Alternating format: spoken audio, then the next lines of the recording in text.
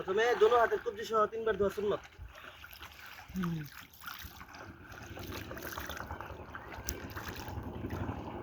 তিনবার মেসওয়াক,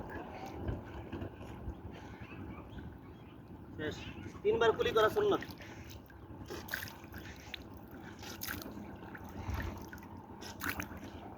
তারপর 3 বার নাকে পানি দেওয়া সুন্নাত।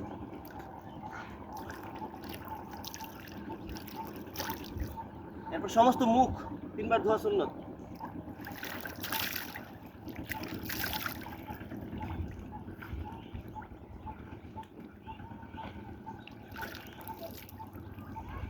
তারপর হইছে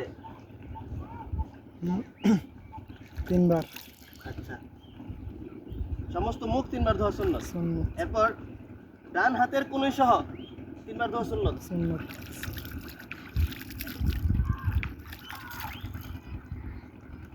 এরপরে বাম হাত 3 বার একদম কনুই সহ।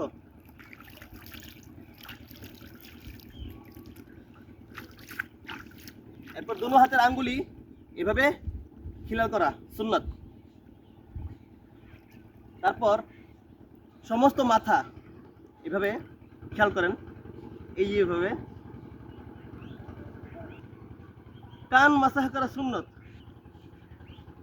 এই আঙ্গুল, এই যে এই অংশটা দিয়ে গর্দান মাসাহ করা মুস্তাহাব, গর্দান মাসাহ করা মুস্তাহাব। এরপর এভাবে ডান পায়ের টাকনু 3 বার ধোয়া সুন্নাত। তারপর এই যে বাম পায়ের টাকনু 3 বার ধোয়া সুন্নাত। তারপর পায়ের আঙ্গুলি এভাবে এভাবে খিলাল করে নেওয়া সুন্নাত।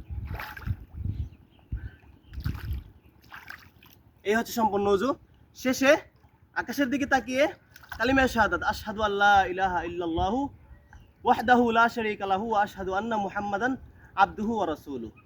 এই কালিমা শাহাদাতের অনেক ফজিলত রয়েছে, আপনারা ফজিলত জেনে নেবেন।